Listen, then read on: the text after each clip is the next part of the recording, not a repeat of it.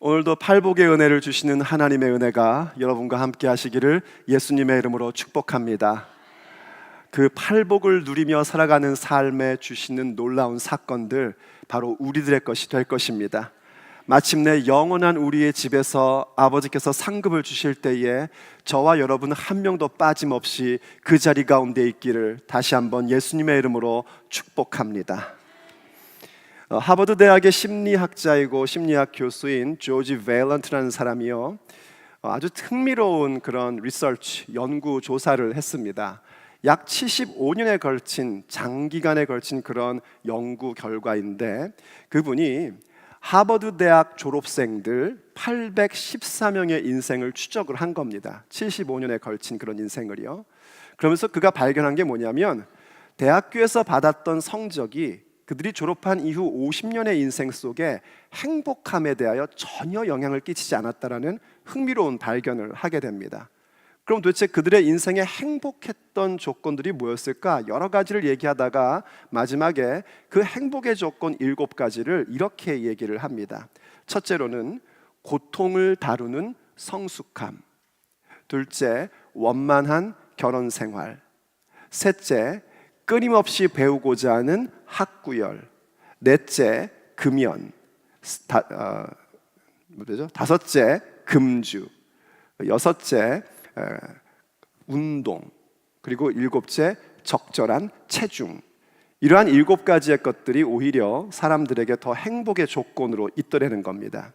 이러한 부분들을 5, 60대에 한 5가지나 6가지를 갖춘 사람들은 80세 넘어까지 계속해서 행복한 삶을 살더라는 거예요. 그냥 연구조사 결과가 그렇다는 겁니다. 참 흥미로운 부분이죠. 근데 이 가운데 제일 첫 번째로 나왔던 게 뭐냐면 고통을 다루는 성숙함이라는 부분입니다.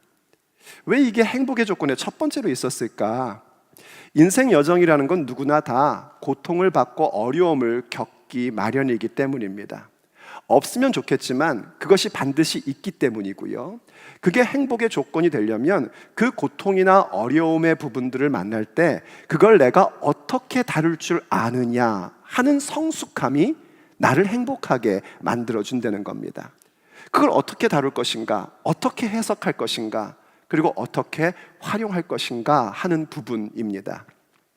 그러한 부분은 예수님을 따르는 제자들에게도 절대 예외사항은 아닙니다. 예수님을 믿는 사람들에게도 어려움과 고통의 일들은 찾아옵니다. 우린 종종 기도하죠. 하나님 아버지, 어려운 일 없게 해주세요. 고통스러운 일 없게 해주세요. 네, 기도할 수 있습니다. 마땅히 그렇게 기도해야 되죠. 하지만 저도 알고 여러분도 알다시피 우린 예수님 믿어도 어려운 일 만납니다. 예수님 믿어도 감기 걸립니다. 피해갈 수 없는 일들입니다. 더더군다나 예수님 믿어도 인생에서 겪어야 될 어려움이나 고난을 만나게 되는 것뿐만이 아니라 예수님을 믿기 때문에 받아야 되는 고통, 예수님을 따르는 제자가 되기 때문에 받는 어려움도 있다는 겁니다. 그걸 소위 우리는 박해라고 얘기합니다. 왜 예수님을 믿는데 박해를 당하는가? 우리는 굉장히 이상히 여기지만 성경은 우리에게 말해줍니다. 그러한 것들을 이상히 여기지 말라는 겁니다. 그리고 우리 예수님께서 그 귀한 팔복의 마지막 8번째 복에 대하여 이렇게 말씀을 하십니다. 의를 위하여 박해를 받은 자는 복이 있나니 천국이 그들의 것임이라. 예수님께서요, 이 의를 위하여 박해를 받은 자의 복에 대해서 강조라도 하려는 듯이 다른 복과는 다르게 이 부분에 대해서는 더 부연 설명까지 하시는 것을 우리가 본문에서 보게 됩니다. 나로 말미암아 너희를 욕하고 박해하고 거짓으로 너희를 거슬러 모든 악한 말을 할 때에는 우린 정말 열이 받습니다. 그런데 예수님께서는 뭐라고 하냐면 너희에게 복이 있다. 그러니 기뻐하고 즐거워하라. 이때 즐거워하라는 것은 기뻐하고 또 기뻐하라, 더 크게 기뻐하라 하는 말씀이기도 합니다. 아니, 박해를 받는데, 어려움을 겪는데 기뻐하고 즐거워하라니요. 더군다나 여기 박해를 받은 자라는 그 단어의 성경 원문적 의미는 박해를 받아본 경험이 있다라는 얘기가 아닙니다. 예전에도 박해를 받은 적이 있고, 어려움을 겪은 적이 있고, 욕먹어본 적이 있고, 거짓으로 거슬려 나에게 공격당해 본 적이 있고, 뿐만 아니라 지금도 그것을 겪고 있고 앞으로도 그것을 겪게 될 것이라는 그런 의미가 담겨져 있는 말입니다. 박해를 받은 자가 어떻게 복이 될 수 있을까요? 우린 박해를 받는 것, 어려움을 겪는 것, 욕먹는 것, 더군다나 거짓말 만들어서 나를 힘들게 하는 것 정말 싫습니다. 그런데 주님은 그것이 복이 있다라고 말씀하십니다. 내 느낌은 아닌 것 같은데 주님이 그렇다 말씀하시면 누가 오를까요? 주님이 오르십니다. 우리의 느낌이 아무리 아닌 것 같아도 주의 말씀이 그렇다 하면 그런 줄 알아야 됩니다. 그럼 우리의 질문은 이겁니다. 어떻게, 왜 박해를 받은 자가 복된 존재인가 하는 것입니다. 오늘 우리가 함께 듣고자 하는 하나님의 메시지입니다. 왜 박해를 받은 자가 복이 있는가? 첫째로, 박해를 받는 것은 바로 우리가 세상과는 구별된 존재임을 증명하기 때문입니다. 우리가 이 세상에 살면서 박해를 받는다는 것, 그건 무엇을 얘기하는가? 우린 분명히 세상과는 구별된 존재라는 것을 확실하게 증명해 주는 일입니다. 참 이상하죠? 왜 의를 위해서 살아오는 사람들이 박해를 받을까? 더군다나 그 의는 자기 의가 아닙니다. 내가 했던 일들을 공로로 삼아서 나 참 의롭지 않냐라고 하는 자기 의가 아니라 우리가 지금까지 살펴봤듯이 심령의 가난함부터 시작을 합니다. 그 심령의 가난함을 찾는데 잘 안 돼서 애통해하고, 그 심령의 가난함과 애통함의 반복 속에서 온유한 자가 되고, 온유한 자가 되어 내게 있는 힘을 하나님의 뜻대로 살고 싶다 보니까 의에 줄이고 목마른 자가 되고, 의에 줄이고 목마르지만 다른 사람들을 향해서는 한없는 긍휼히 여기는 자가 되고, 다른 사람들에 대하여 긍휼히 여기지만 나 자신의 마음에 대해서는 마음을 청결하게 하는 사람이 되고, 마음을 청결하게 함으로써 무엇을 하고 싶은 것인가? 다른 게 아니라 누군가와의 화평을 경작하는 자가 되는 겁니다. 그 모든 삶이 한마디로 얘기하면 의를 위한 삶입니다. 예수님을 위한 삶입니다. 바로 그런 의를 위해서, 그렇게 예수님을 위해서 살아가는 인생인데 왜 박해를 당할까? 참 이상한 생각이 듭니다. 그런데 전혀 이상하게 여길 것이 아닙니다. 왜냐하면 우리가 세상과는 다르기 때문입니다. 사도 바울이 사랑하는 제자인 디모데에게 목회를 어떻게 할 것인지, 교회에서 어떻게 무엇을 목적으로 삼도록 가르쳐야 될 것인지를 써준 책이 바로 이 디모데 전후서입니다. 이 디모데 전후서 마지막 부분에 있어서 사도 바울이 디모데에게 이런 권면을 한 적이 있습니다. 디모데후서 3장 12절 말씀입니다. 무릇 그리스도 예수님 안에서 경건하게 살고자 하는 자는 박해를 받으리라. 아멘. 그리스도 예수님 안에서 경건하게 산다. 여러분, 경건하게 산다는 건 뭐냐면 의를 위해서 살아가는 삶을 실제적으로 사는 게 경건하게 사는 것입니다. 경건하게 사는 자들이 그렇게 살고자 하면 그거 참 힘들다라든지, 경건하게 살려는 사람들은 좀 겸손해라든지, 경건하게 살고자 하는 건 남들과는 좀 구별된 삶이어서 많이 피곤해, 그러니까 각오해라, 이렇게 얘기하면 우리가 이해가 될 만합니다. 그런데 그렇게 말씀하시는 것이 아니라 경건하게 살고자 하는 자는, 의를 위해서 살아가고 예수님 본받고 살아가고 예수님의 제자가 되려고 하는 사람들은 박해를 받을 거랍니다.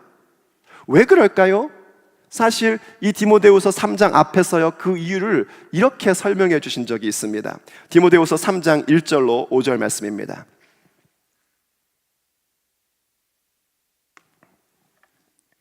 너희는 이것을 알라.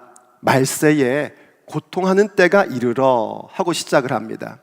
마지막 때에 고통의 때가 온답니다. 마지막 때에 아픔을 갖는 때가 온답니다. 어려운 때가 오고요, 마지막 때에 박해를 받는 때가 오게 된다는 것입니다. 우리가 흔히 지금 이 시대가 마지막 때라고 많이 얘기하지 않습니까? 맞습니다. 마지막 때가 될수록 고통받는 때가 옵니다. 왜 그런가? 이유는 이렇습니다. 2절 말씀, 사람들이 자기를 사랑하며 돈을 사랑하며 자랑하며 교만하며 비방하며 부모를 거역하며 감사하지 아니하며 거룩하지 아니하며 무정하며 원통함을 풀지 아니하며 모함하며 절제하지 못하며 사나우며 선한 것을 좋아하지 아니하며 배신하며 조급하며 자만하며 쾌락 사랑하기를 하나님 사랑하는 것보다 더하며 경건의 모양은 있으나 경건의 능력은 부인하니 이 같은 자들에게서 내가 돌아서라 하고 권면합니다. 지금 세상이 이렇게 살고 있단 말입니다. 세상이 이러한 모습으로 살고 있고 세상의 가치관은 이런 모습으로 가고 있는데 어떻게 우리가 경건의 모습을, 경건의 삶을 살아가고 의를 위하여 살아갈 때에 인정받고 환영을 받을 수 있겠습니까? 세상은요, 우리가 의롭게 살고 경건하게 살 때에 마치 박수를 치는 듯 하지만 사실은 박수 치는 거 아닙니다. 그분들은 경건의 모양은 인정을 해줍니다.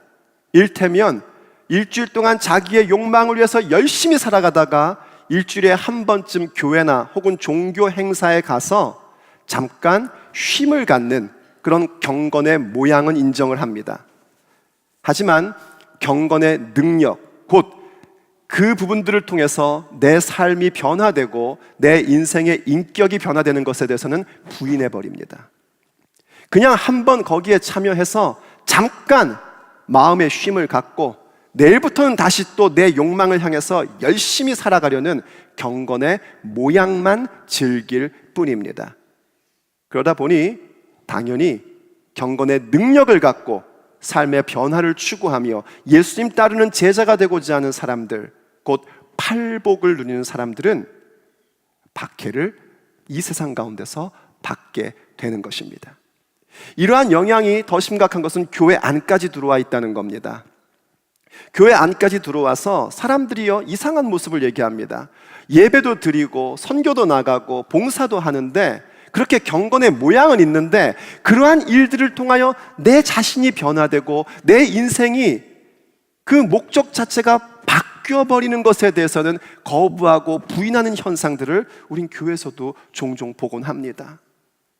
누군가가 이제 하나님 앞에 은혜를 받고 정말 내가 무엇을 하든지 어떤 봉사를 하든지 예배를 드리든지 내가 변화되어야 되겠구나, 내 삶이 변화되어야 되는 것이구나, 내 인격이 변화되어야 되는 것이구나 하고 그 모습을 추구하면 옆에서 쓱 그럽니다. 냅둬, 저러다 말 거야, 다 처음에는 그런 거야 그냥. 아이고 오늘 좀 은혜 좀 받았나 보지 뭘. 어떻게 은혜를 받았을까? 오늘 목사님 목소리도 별로 안 좋던데. 그러면서 그럴 때 꼭 하시는 말씀들이 있습니다. 나도 옛날엔 다 해봤어. 그렇게 말하는 사람들은요, 박해자가 되는 겁니다. 여러분, 교회에서 절대로 박해자가 되지 마십시오. 박해를 받는 자가 될지언정 박해자가 되셔서는 안 됩니다. 그런 사람을 보면 도전을 받고 나도 옛날에 그 신앙이 있었는데 내 첫사랑 첫믿음 어디 갔나 하고 도전받고 변화돼야 가야 되는 것이지, 그런 사람들을 가로막고 좀 그만 좀 해, 적당히 해, 이렇게 얘기하시면 안 됩니다. 우리가 지금 그런 세상 속에 살다 그런 세상에 물들여지고 있는 것일지도 모릅니다. 그런데 만약 내가 예수님을 위해서, 복음을 위해서, 의를 위해서 뭔가 모욕을 당하고 그런 소리 듣고 또 이웃에게 업수의 여김을 받는다? 그럼 기뻐하십시오. 여러분이 세상과 분명히 다른 존재, 곧 예수님의 제자임이 증명되는 순간인 것입니다.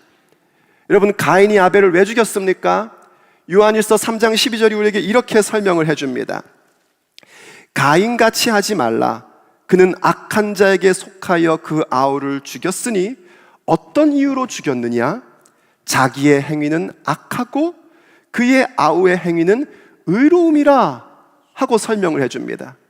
요한일서가 창세기에 나타난 가인이 형이 아벨 동생을 죽인 이유에 대해서 이렇게 설명하고 있는 겁니다. 가인은 어디 속했었는가? 악한 자에게 속해 있었다는 겁니다. 악한 자에게 속해 있기 때문에 자기의 행위는 악하고 아벨의 행위는 의로우니까 그 아벨을 죽였다는 겁니다. 말하자면 예를 들어 하나님께서 가인의 제사를 예배를 안 받으셨습니다. 제사 곧 그 예배를 안 받으셨고 아벨의 예배는 받으셨습니다. 그때 만약에 하나님께서 아벨의 제사도 안 받으셨다면 둘 다 안 받았기 때문에 가인이 아벨을 죽일 이유가 전혀 없습니다. 그런데 하나님께서 아벨의 예배, 그것은 정말 아버지 앞에 드리는 신령과 진정의 예배였기 때문에 그것을 받아주셨고, 가인의 예배는 형식적인 예배라서 안 받으신 겁니다. 그럼 그걸 보고 회개하고 주 앞에 돌이켜야지 되는데, 이 가인은 제가 의로우니까 쟤를 죽여야겠다는 겁니다. 그게 세상입니다. 우리가 예수 그리스도를 따르는 팔복의 삶을 누리고 그 길을 갈 때에 세상은 우리를 그냥 두려고 하지 않을 것입니다. 우리를 욕하고 우리를 업신여기고 우리를 향해서 박해를 가하게끔 되게 되어 있습니다. 그때 놀라지 마십시오. 두려워하지 마십시오. 그 박해받음이 무엇인가? 바로 우리가 세상과는 다른 존재임을 확인하는 순간인 것입니다. 그러므로 박해를 받은 자는 복이 있는 것입니다. 두 번째로 박해를 받은 자가 왜 복이 있는가? 그 이유는 이 박해를 받음이 영원한 소망을 바라보게끔 하기 때문입니다. 박해는 우리로 하여금 영원한 소망을 바라보게끔 만들어줍니다. 여러분의 소망은 어디 있습니까? 여러분 어려운 일을 당할 때에 무엇을 찾으시고 누구를 바라봅니까? 그것이 내 신앙이 무엇인지를 확실하게 보여줍니다.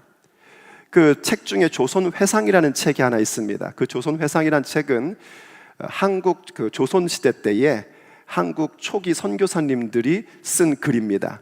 그 선교사님들의 이야기를 쓴 거예요. 그 당시에 한국 상황이 어떤지를 자세히 묘사해주는 아주 재밌는 그런 책인데요.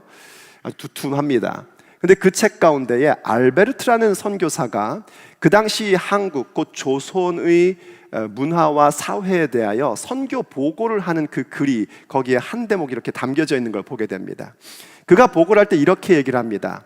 조선 사회는 유교를 추구합니다. 그리고 그들의 정신세계는 불교를 추구합니다. 그런데 조선 사람들이 어려운 일을 만나면 미신을 찾습니다. 그러므로 그들의 신앙은 샤머니즘입니다 라고 보고를 했답니다. 그건 정확한 얘기입니다. 아무리 사회가 유교를 차지하고 정신세계가 불교를 차지해도 어려운 일 만날 때 무엇을 찾느냐가 그들의 신앙 세계입니다. 자, 우리는 어려울 때 무엇을 찾습니까? 어려울 때 제일 먼저 체크하는 게 뭡니까? 문제가 생겼을 때 제일 먼저 체크하는 게 혹시 통장 잔고입니까? 그럼 그게 여러분의 하나님입니다. 뭔가 문제가 생겼을 때 전화번호를 찾아서 누구에게 부탁할까부터 찾으십니까? 옛날엔 전화번호를 이렇게 찾았었는데 요새는 이렇게 찾습니다. 찾으십니까? 그게 여러분의 신앙입니다. 하나님을 경외하는 자, 팔복을 누리는 사람들은 뭘 할 줄 아냐면 어려운 일 만날 때, 모욕을 당할 때, 혹은 박해를 당할 때에 내 영원한 소망이 어디 있는지를 찾기 시작합니다. 그게 믿음입니다. 그래서 박해를 받는 것이 왜 복이 있는가? 정말 팔복을 누리는 사람들은, 이 존재에 대한 복을 누리는 사람들은 더욱더 확실하게 영원한 소망에 포커스를 맞추고 초점을 맞추고 집중하게 되는 은혜를 누리기 때문인 것입니다. 물론 좀 조심할 건 있습니다, 여러분. 뭐냐면 이런 거예요. 박해를 받는다고 하는데 의를 위하여, 예수님을 위해서 박해를 받아야지 내 잘못 때문에, 내가 주책던 것 때문에, 내가 뭔가 말 잘못 만든 것 때문에, 내가 실수한 것 때문에 어려움 당하는 걸 내가 지금 박해를 당하고 있어, 이러면은 좀 곤란합니다. 근데 이런 그 착각은 옛날부터 계속 있었던 모양이에요. 성경이 우리에게 그것을 명확하게 얘기를 해줍니다. 베드로전서 4장 14절로 16절 말씀을 보세요. 너희가 그리스도의 이름으로 치욕을 당하면 복 있는 자로다. 영광의 영 곧 하나님의 영이 너희 위에 계심이라 했습니다. 맞습니다, 여러분. 예수님을 위해서 수치를 받거나 욕을 먹으신 적이 있습니까? 예, 복 있는 겁니다. 복된 것입니다. 별로 아멘이 안 되십니까? 예수님을 위해서 치욕을 당하면 그거는 복 있는 것입니다. 왜냐하면 그것을 통해서 우리는 뭘 할 수 있냐면 영광의 영, 아버지의 영, 곧 성령님이 우리 가운데 계심을 우리가 확인하게 되기 때문입니다. 자, 그런데 문제는 뭐냐면 15절입니다.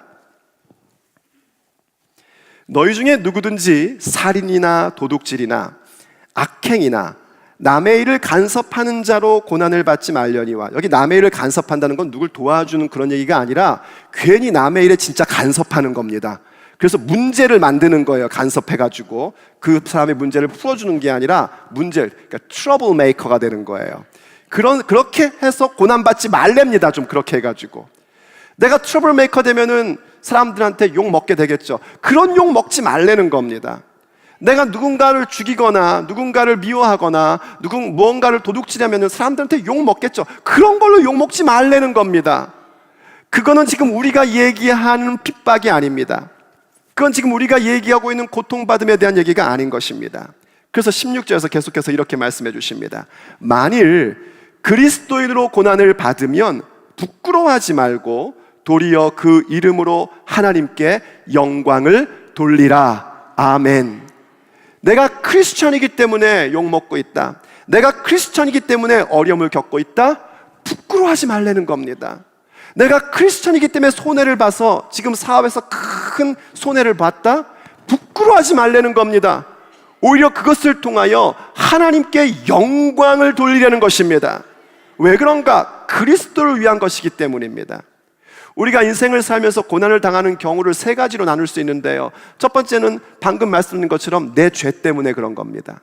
내가 잘못하고 내가 실수해서 고통을 받으면 그건 애통해하며 회개해야 할 부분인 것입니다. 또 하나 고통을 당하는 건 뭐냐면 애매히 고난을 받는 경우가 있습니다. 이 애매히 고난을 받는다는 건 뭐냐면 나는 똑바로 잘하려고 하는데 우리가 지금 천국에 사는 게 아니지 않습니까? 이 죄의 수레바퀴 속에서 살고 있습니다. 그것 때문에 피해를 받는 경우예요. 아주 비근한 예를 들자면, 아주 쉬운 예를 들자면 나는 굉장히 불조심하고 항상 조심해서 사는데 옆집에서 불이 난 거예요. 그래서 내가 피해를 입어요.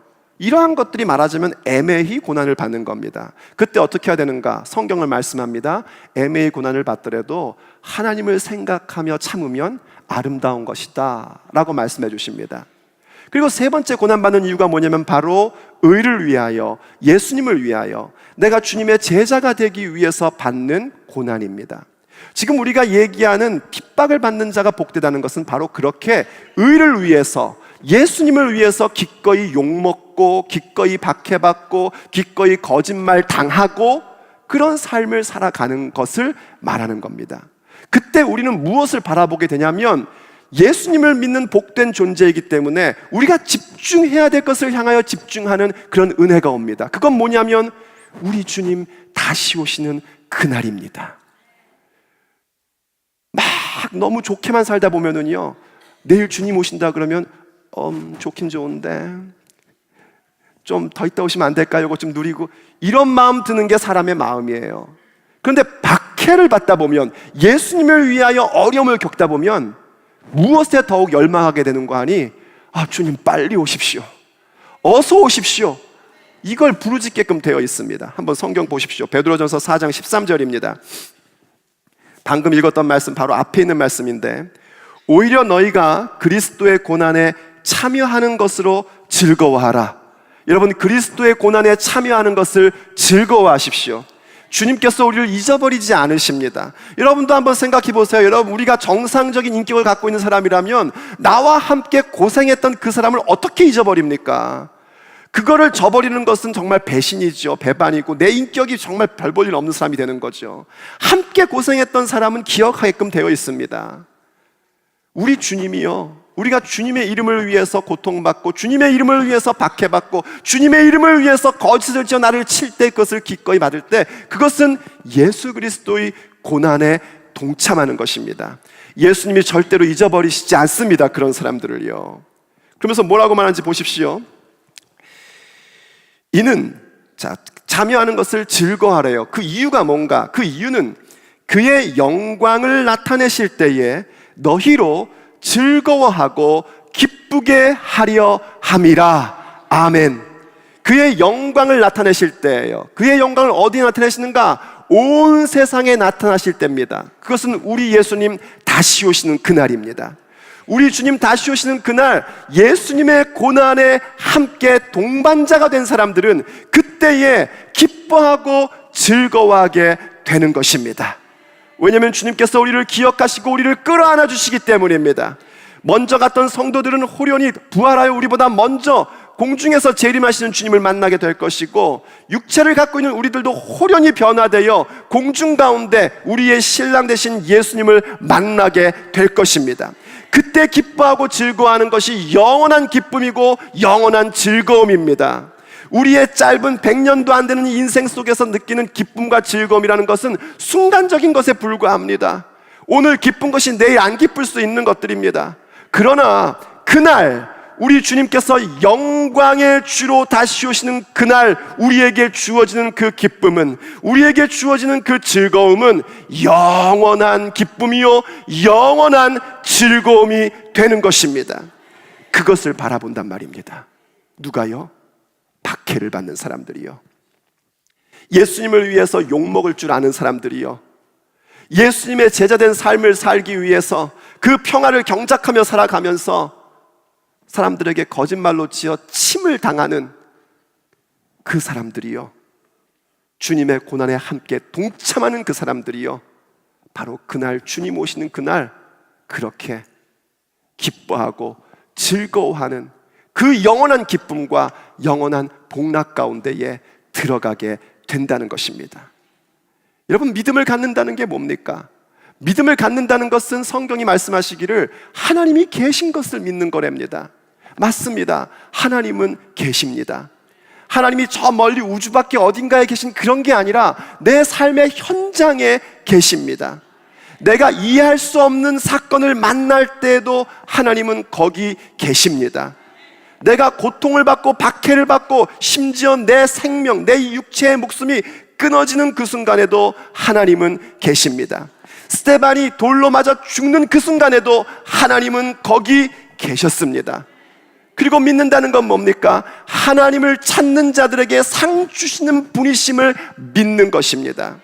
하나님을 그렇게 우리가 찾습니다. 우리 가운데 분명히 계심을 믿기 때문에 어떤 일을 만날지라도 하나님을 찾고 하나님 앞에 기도하는, 그야말로 하나님을 추구하는 사람들로 우리가 살아갑니다. 그때에 그러한 사람들에게 상 주시는 분이 바로 우리의 하나님을 믿는 게 바로 우리의 믿음인 것입니다. 히브리서 11장 26절이 우리에게 이렇게 얘기해 줍니다. 같이 한번 보겠습니다. 그리스도를 위하여 받는 수모를 애굽의 모든 보화보다 더 큰 재물로 여겼으니 이는 상 주심을 바라봄이라. 이거 지금 모세의 얘기입니다. 모세가 그리스도를 위하여 받는 수모를 애굽에 있는 모든 보화보다 더 귀하게 여겼답니다. 어떻게 그럴 수 있었을까? 우리에게 비교하자면 예수님을 위해서, 의를 위해서 박해를 받고 욕먹고 수치를 당하는 그러한 일들을 이 세상에 금은 보화를 주는 것보다 더 귀하게 여겼다는 겁니다. 무엇이 그를 이렇게 가능하게 했는가? 이는 상 주심을 바라봄이라 입니다. 하나님께서 상 주시는 것을 바라봤기 때문이라는 겁니다. 아버지께서 우리에게 약속하셨습니다. 우리에게 상 주시겠다고. 그 상은 영원한 천국에서 받는 상입니다. 이 땅에서 받는 상은 의미 없습니다, 여러분. 영원한 천국에서 받는 상만이 진정한 상입니다. 근데 그 상이 뭔가? 그 상은 사실 우리의 상상을 초월하는 것입니다. 성경은 그 상에 대해서 자세하게 우리에게 설명을 해주질 않습니다. 왜냐하면 그렇게 하면 꼭 우리는 그게 뭔지 말을 만들어내거든요. 그래서 상징적으로만 말씀해 주셨어요. 예를 들면 의의 면류관, 생명의 면류관, 이런 거 준다는 겁니다.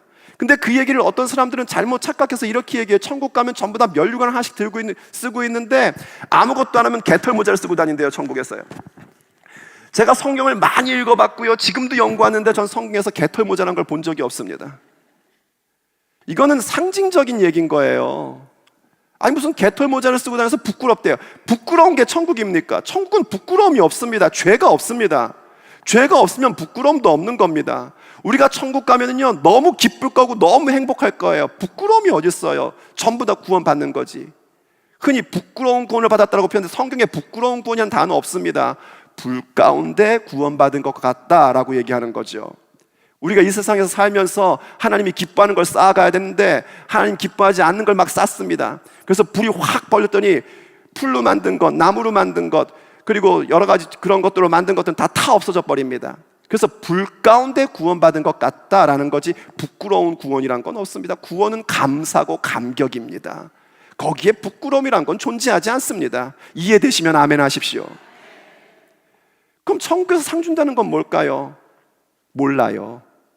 그런데 분명한 건 뭐냐면 상 주신다는 겁니다. 여러분의 상상을 초월한 상입니다. 우리가 상상할 수 없는 상급을 하나님께서 주시는 겁니다. 어떤 종교는 그렇다고 그러더군요. 그 이슬람 극단주의자들이 자살 폭탄 테러를 할 때 어떻게 저럴 수가 있을까 하는데 그들에게 이렇게 세뇌를 시킨대요. 네가 그렇게 폭탄 자살을 하면 네가 천국에 가게 될 건데 천국 가면은 처녀 73명을 너한테 안겨준다. 그게 무슨 복입니까? 한 명도 감당하기 힘든데. 그건 상이 아닙니다. 세상 종교가 천국이라는 것에 대해, 천당이라는 것, 천국이라는 것, 좋은 곳이라는 것에 대하여 보상한다는 건 고작해야 그런 것들입니다. 그러나 우리 아버지께서 보상하신 상은 그런 것 따위가 아닙니다. 우리의 상상을 초월한 영원한 상급입니다. 그 상급을 주신다고 약속하셨습니다. 그래서 박해를 받을 때마다 우리는 어떤 유익이 있냐면 우리 주님 다시 오신 날을 바라보며 영원한 상급, 난 뭔지 잘 모르지만 아버지께서 주시겠다고 약속하셨기 때문에 그 상급을 바라보는 데에 더 집중하도록 우리를 만들어줍니다. 그래서 박해를 받는 자들은 복된 것입니다. 박해받을 때 복수를 꿈꾸는 것이 아니라, 욕을 먹을 때 나도 너를 욕하겠다고 하는 것이 아니라, 거짓말을 만들어서 나를 칠 때 나도 너를 거짓말을 해서 똑같이 칠 거야 하는 것이 아니라, 오히려 주님 다시 오실 날을 바라보며 영원한 상급을 바라보게끔 하는 그런 놀라운 유익이 박해를 받는 가운데 주어지게 되는 것입니다. 그래서 의를 위하여 박해를 당하는 자는 복이 있는 겁니다. 세 번째, 박해를 받는 자는 왜 복이 있는가? 바로 그 박해가 우리로 하여금 천국을 향한 이정표가 되게 해주기 때문입니다. 우리가 의를 위하여 박해를 받을 때에 세상과는 분명히 다른 존재라는 것을 확인시켜 줍니다. 그리고 더 나아가 나의 소망하는 바가 무엇인지를 다시 재확인하고 우리 주님 다시 오신 날을 바라보며 하늘의 상급을 바라보면서 거기에 내 영원한 소망이 있다는 사실을 재확인하고 집중하게 됩니다. 그때에 우리의 모습은 고스란히 순례자들에게, 내 뒤를 따라오는 순례자들에게 천국을 향한 이정표가 되는 것입니다. 예수님께서 이렇게 말씀하셨죠. 오늘 본문 마지막 부분에 너희 전에 있던 선지자들도 이같이 박해하였느니라. 의를 위하여 살아가다가요, 우리가 박해를 받고 욕먹고 거짓말로 당하고 그러다 보면은요, 문득 그런 생각이 들 때가 있습니다. 여러분도 그런 경험이 있는지 모르겠는데, 나는 정말 하나님이 주신 비전으로 열심히 달려가고 싶고 주의 말씀대로 따라가고 있는데 이렇게 박해를 받고 욕먹고 거짓으로 침을 당하면 내가 맞나? 이런 생각 들 때가 종종 있습니다. 나 정말 맞나? 내가 지금 이렇게 열심히 달려가는 게 맞긴 맞는 건가? 그런 고민이 들 때에 앞서간 선진들을 보라는 겁니다. 그들이 네 앞에 있던 선지자들도 이같이 박해하였느니라. 우리 앞서간 믿음의 사람들이 박해를 당했습니다. 구약의 선지자들은 오실 예수 그리스도를 위하여 박해를 받으며 믿음의 이정표가 되어줬습니다. 신약 성경에 있는 사도들은 오신 예수 그리스도를 위하여 박해를 받으며 우리에게 신앙의 이정표가 되어줬습니다. 오늘을 사는 우리들은 어떻게 해야 될 것인가? 다시 오실 예수님을 위하여 박해를 받으며 그 누군가의 이정표가 되는 것입니다. 보십시오, 여러분. 우리가 박해를 받음에도 불구하고 똑같이 박해를 가하는 자가 아니라 오히려 그 가운데에 복 있는 자로서 기뻐하고 즐거워하며 우리의 소망인 천국을 바라보게 되고 주님 다시 오신 날을 바라보면서 우린 세상과 다른 존재라는 것을 확인하며 묵묵히 그 길을 계속해서 걸어갈 때에 누군가가 언젠가 우리에게 물어볼 겁니다. 어떻게 당신은 그렇게 삽니까? 어떻게 당신은 그런 상황 속에서도 기뻐하고 즐거워합니까? 도대체 당신에게 있는 것은 뭡니까? 그때 우리는 말할 수 있어야 됩니다. 내게 있는 소망, 곧 우리 주 예수 그리스도, 그분 때문에 나는 이렇게 사노라고 말할 수 있는 자들이 돼야 됩니다. 그래서 베드로전서 3장 14절과 15절이 우리에게 이렇게 얘기하는 겁니다. 그러나 의를 위하여 고난을 받으면 복이 있는 자니 그들이 두려워하는 것을 두려워하지 말며 근심하지 말고 너희 마음에 그리스도를 주로 삼아 거룩하게 하고 너희 속에 있는 소망에 관한 이유를 묻는 자에게는 대답할 것을 항상 준비하되 온유와 두려움으로 하고. 맞습니다, 여러분. 누군가 우리에게 물을 때, 우리에게는 소망이 뭐냐고 물을 때 우리는 말할 수 있어야 됩니다. 내 소망은 우리 주 예수 그리스도십니다. 내 소망은 영원한 아버지의 집인 천국입니다. 그래서 내가 이렇게 박해를 당하고 업수여김을 받고 모욕을 당하고 거짓으로 침을 당해도 나는 그와 똑같이 행동하지 않고 계속하여 팔복의 인격을 누리며 살고 있습니다. 내 소망은 바로 거기에 있기 때문입니다. 왠 줄 압니까? 바로 나의 주이신 예수님께서 그렇게 박해를 받으며 이 땅에서 사셨기 때문입니다. 그것이 저와 여러분의 답변이 될 수 있어야 됩니다. 그래서 박해를 당한 자는 복이 있는 것입니다. 어떠한 욕을 먹어도 예수님을 위하여 욕먹을 때에, 어떠한 치욕을 당해도 의를 위하여 치욕을 당할 때에, 어떤 아픔을 만나게 돼도 예수님 때문에 그 모든 것들을 경험하게 될 때에 우린 복된 자가 되는 것입니다. 왜냐하면 천국이 우리들의 것이기 때문입니다. 의를 위하여 박해를 당한 자는 복이 있나니 천국이 그들의 것임이라. 주님의 약속의 말씀입니다. 기도하시겠습니다. 아버지 하나님, 오늘도 우리에게 말씀 가운데 깨달음을 주셔서 감사드립니다. 나는 분명히 믿음 생활 열심히 하고 있는데 부족하고 연약하지만 기도하며 말씀 가운데 아버지의 비전을 향하여 달려가는데 왜 내가 욕을 먹어야 될까? 왜 내가 수치를 당해야 될까? 왜 내가 박해를 당해야 될까? 왜 내가 저런 거짓말로 어려움을 겪어야 될까? 고민하고 힘들어할 때가 있었습니다. 그러나 아버지, 그렇게 박해받음 자체가 복이라고 선언하여 주시니 감사드립니다. 그렇습니다, 아버지. 우린 분명히 세상과는 다른 존재입니다. 우린 세상의 가치관과는 다른 가치관, 곧 하늘의 가치관을 갖고 살아가는 예수님의 제자들입니다. 그래서 그런 일들을 겪을 때 놀라거나 이상히 여기지 않겠습니다. 오히려 우리가 세상과는 다른 존재임을 확인하면서 영원한 천국, 우리 주님 다시 오시는 그날을 바라보고 아버지의 상급을 더욱더 집중하는 자가 될 것입니다. 그러므로 아버지, 우리를 이 땅 가운데 천국을 향한 이정표로 세워주시옵소서. 그 누군가가 진리와 생명과 길을 찾고 있을 때에 우리가 걸어온 발자국이 천국을 향한 이정표, 천국을 향한 사인이 될 수 있도록 아버지, 우리를 붙잡아 주시옵소서. 그래서 그 복된 자의 모습이 우리 가운데 일어날 수 있도록 주여 도와주시옵소서. 우리 주 예수님께서 그 길을 가셨기에 우리도 그 길을 갈 것입니다. 복음을 증거하며 수치를 받는다면 받겠습니다. 복음을 위해 살아가는 우리의 인격의 변화를 위해서 받는 어려움이라면 기꺼이 받겠습니다. 왜냐하면 주께서 우리에게 보장해 주신 복이 있기 때문입니다.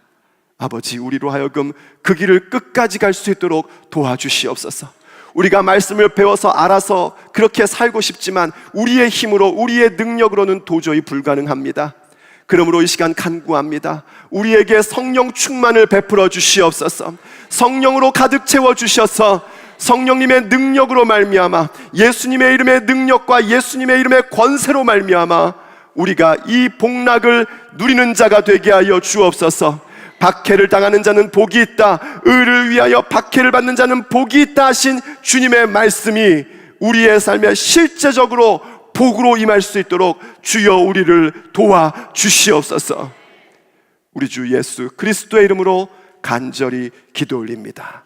아멘.